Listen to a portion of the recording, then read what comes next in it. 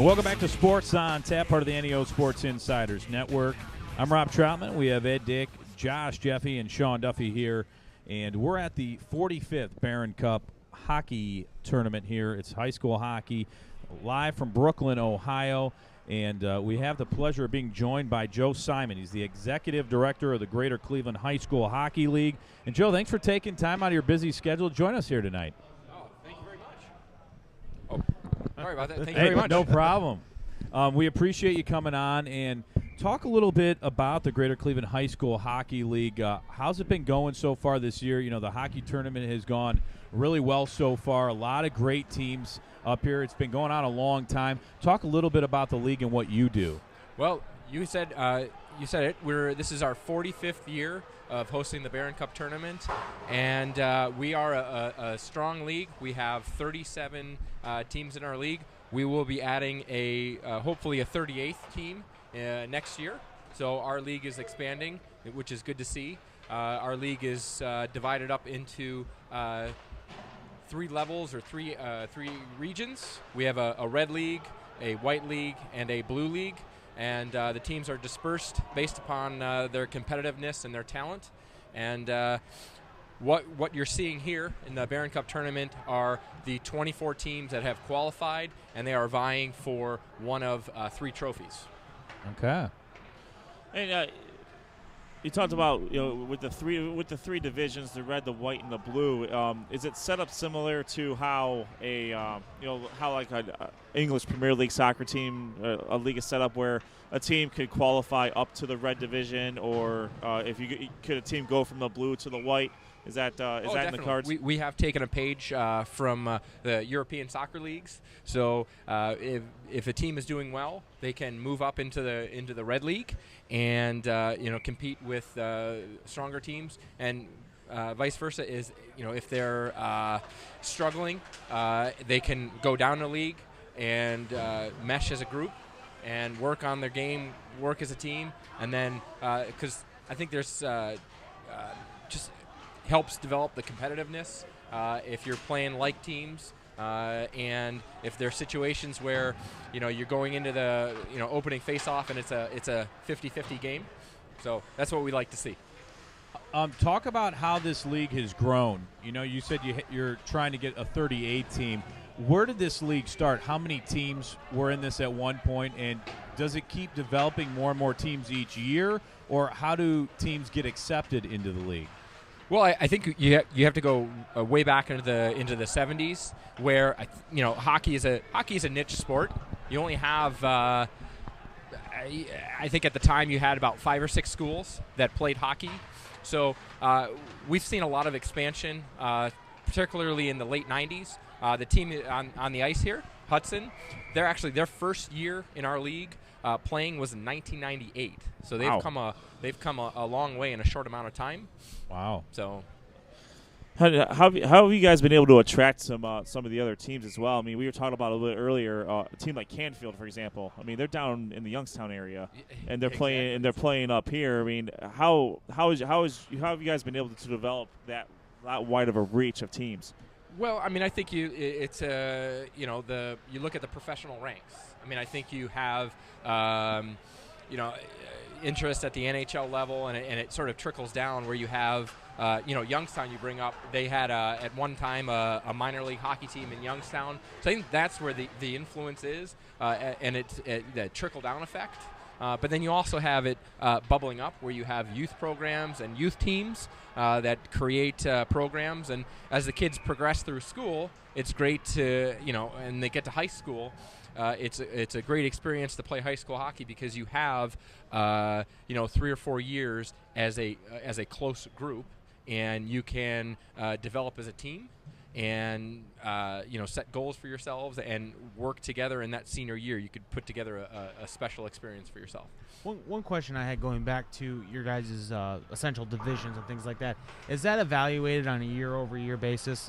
Essentially, are you looking at each team, like after the season, is it more like just every example, well, St. Ignatius is probably playing really well. They should stay where they are, whereas like a team like, say, Canfield, I don't know, just off the top of my head, is it a discussion amongst the director's board, or is it more of a coaching, like a voting type thing? Yeah, well, we definitely, I think as a league, we meet on a regular basis, and towards the end of the year, actually when we finish the year, we evaluate team statuses, and teams can move up and down. We're actually had a nice conversation with a group of athletic directors and coaches tonight to talk about some of those potential moves. Okay.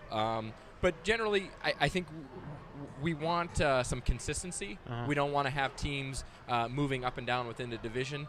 I think we want to maintain consistency.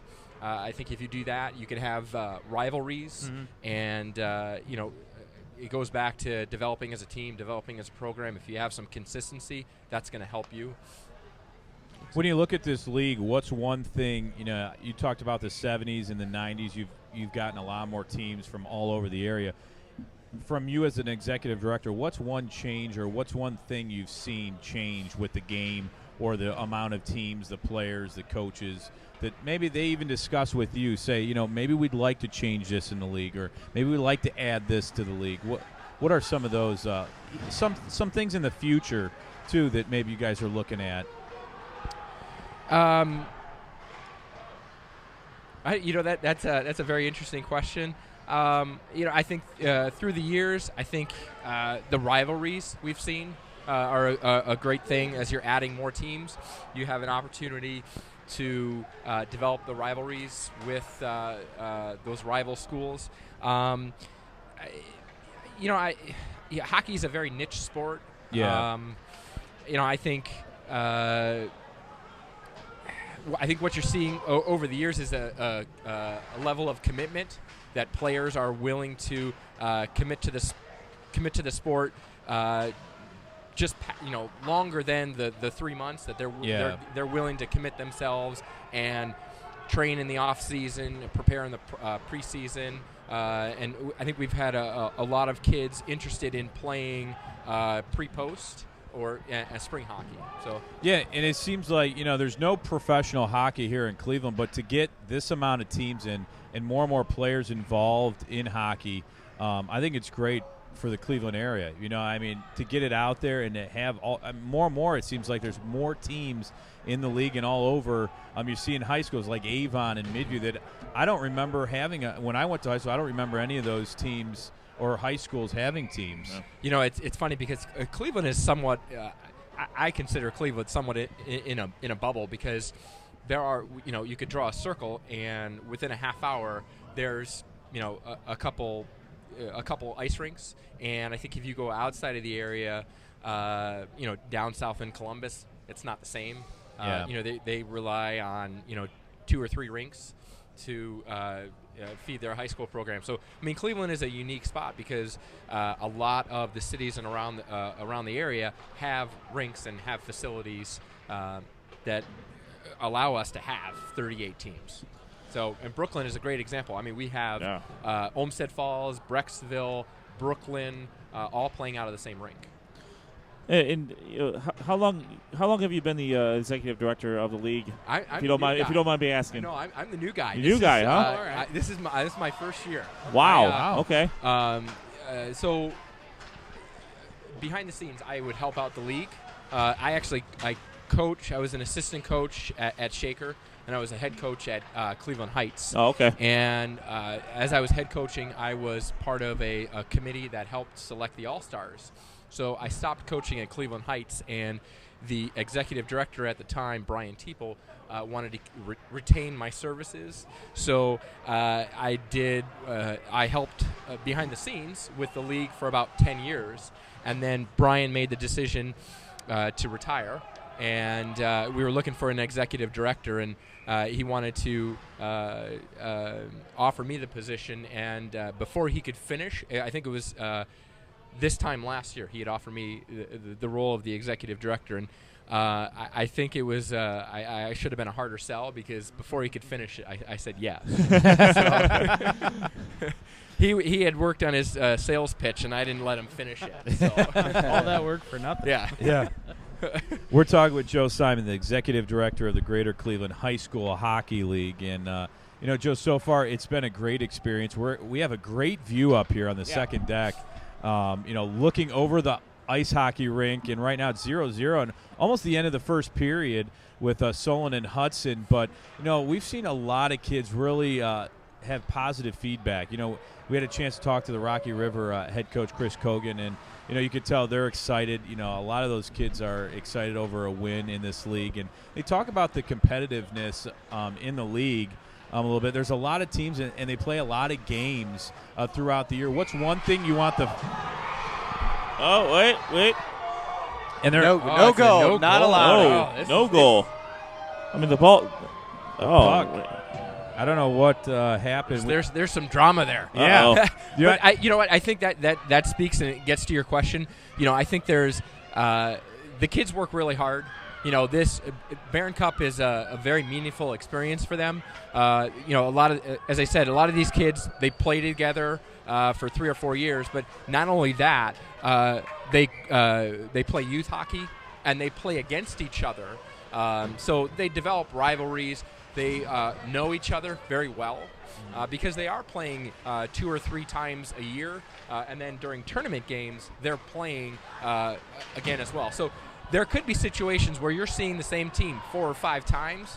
So you're going to develop, you're going to know their tendencies and know their habits. So it's just, and it all culminates at the end of the year when it's a meaningful, Barron Cup playoff games, it's a meaningful experience. Has this tournament always been associated with this league, or is it? Has the league gone on much longer than since 1971, or is it just like after? Can you kind of go into a little bit of the history of the tournament itself and how it came to be in relation to the league itself?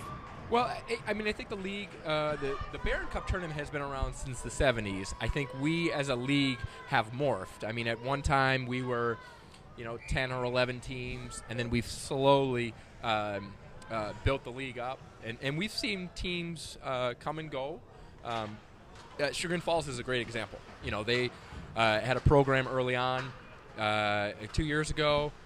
They had to cease operations, but then it's a great success story. They came back last year as a club team, and they joined our league this year. So, it ebbs and flows. I think at one point we were 46 teams strong.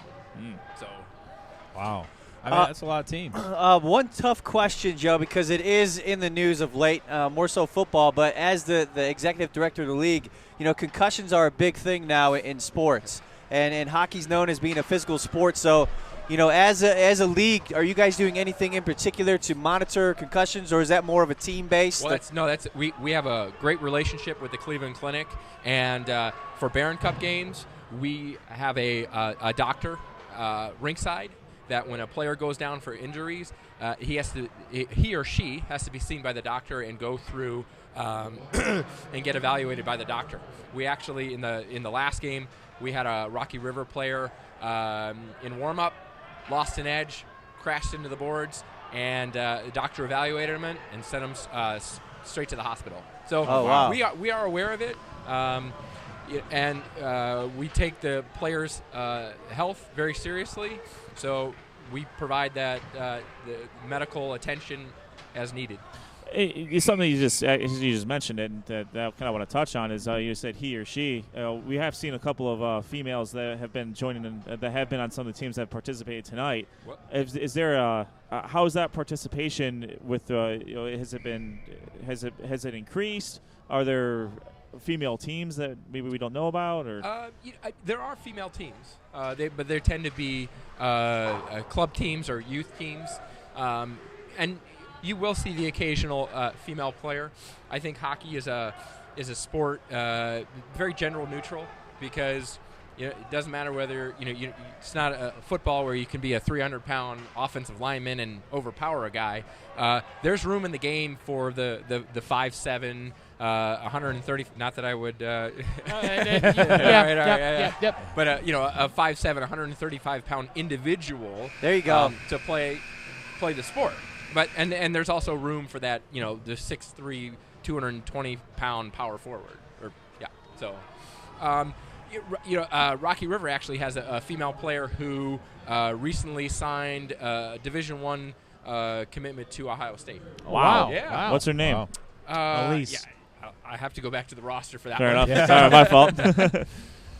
How have you seen, with players in such a big league, have you seen a lot of kids in the league go to D1 colleges, or, there's junior hockey that they can go to? Yeah, typically that's a path. So kids are generally playing high school hockey, then they're going on to play juniors, and you've got to play maybe 2 or 3 years of juniors, and then a typical college freshman, 21 years old. So that's crazy. Wow. And they're graduating, when they're 25, 26 years old in some cases. So, yeah, I mean, our league, there are, in years past, there have been exceptions that have played high school hockey and then have go on to play collegiate hockey. The exception. Yeah. So not the norm. And junior kind of prepares them for hockey, maybe a little faster at that level, or they're players from all over? Well, yeah, I mean at that league? Yeah, I mean it's working up the pyramid. I think when you talk junior hockey, there's various levels, and there's junior C, junior B, junior A, and the talent levels within those leagues vary. Okay. With the Greater Cleveland high school hockey league, is there a website people can go to for information, or what social media? Yeah, no, outlets definitely. Do you guys We there's you can go visit our league website, www.greatercleveland or G. I gotta mumble out the letters here. GCHSHL.com. Okay. But there's also another great site, shutout.com. Oh yeah, that site is Fantastic awesome, site. man. Yeah. You got so many. That is some comprehensive statistical stuff there. Oh, definitely. And we could thank Joe Oh. for sending us a few sites last night that were just crucial Yeah. to having all kinds I of great got it up right information. now. It's updated. You can do all sorts of sorting and all bunch of nerd stuff with this. This is fantastic. It definitely is. It definitely is. But shutout.com is actually maintained by an assistant coach for Cleveland Heights, Nate Schaefer. Okay. And he does a great job. And the coaches send him emails. He loads up the scores, and he really does a great job. And it's a website that he's maintained probably going all the way back to 1996. Wow. He's the Joe Itel of hockey. There you go. That's what he Yeah. is. Fantastic. I like it. That's a great comparison. And they're too. both named Joe. But we, and we, on Sunday we'll be announcing our all-star teams for each of the leagues, and Nate Schaefer also helps with our all-star selection. So he very does a great cool. job and helps us run. Coaches go through the nominating process, and we put together a ballot. It's emailed out to those coaches, and it just makes the all-star selection process very simple and just highlights and culminates on Sunday afternoon during each championship game. Yeah, that's very cool. And what other, there's still the tournament this weekend. You have Saturday, Sunday. Tell some of the people listening when some of the games are on Saturday and Sunday, and upcoming events, too, for the league. No, our championship Sunday, we have the championship games for the Barron Cup 3, which will be at 1 o'clock. Barron Cup 2 will be at 3 o'clock, and Barron Cup 1 will be at 5:30. So the best of the best will be on the rink on Sunday, and then we'll also announce our All-Stars, which we've have a tradition of having each school represented. So they'll send their All-Stars to the game, and they'll be announced right before each championship game, and they will take the ice with our with the teams that are vying for the championship. Wow. Now, when's the All-Star game? When would We that do. be? We do have a league All-Star game. And we have a great partnership with the Lake Erie Monsters. Oh, very cool. And our All-Star game does not take place until March 18th. Okay. Barron Cup is a nice primer for the state tournament, Right. which, you win the Barron Cup on Sunday, you got to go right back to work on Monday because that's when the state tournament starts. Wow. So, Yeah, it's set up very nicely. yes, it is. No rest for the weary. No rest for the weary is right. Any last questions for Joe before we let him go? I just want to say this is a fantastic. I've never been to a hockey game, high school level, and I'm very impressed with the way that's been done and just how, I mean, this last game I was in and out of the interview because it was really intense. I mean, there's sticks flying everywhere. I mean, what's going on back there? We got people being slammed. Sean into might the have boards. been scared 2 or 3 times on a few hits. I maintain that person was hurt. I mean, because that was a big bang. Well, they got up and walked right away. Actually, oh, they did. Yeah, it was all right. Hockey is a niche sport, but very fanatical. Players are committed. Our fans are committed, and our parents are very supportive of the players as well. So it's great to see. Well, we appreciate you helping us out tonight. I know you've been great, getting us table chairs set up. Yes, thank you very much. Email, we can't thank you, and the rec center people also helped us. So want to thank you for coming on, Joe. Well, no, thank you guys. It's great to have you at this event, and it will just help us promote high school hockey in the area. Absolutely. Thanks, Joe. We appreciate it. Thank you. All right, that's Joe Simon, the executive director of the Greater Cleveland High School Hockey League. Want to thank him for joining us. And it's been a great hockey tournament so far. 0-0 Solon and Hudson right now as they get ready to go into the second intermission. We're Sports on Tap, part of the NEO Sports Insiders Network. Want to thank everyone for listening. We'll see you later.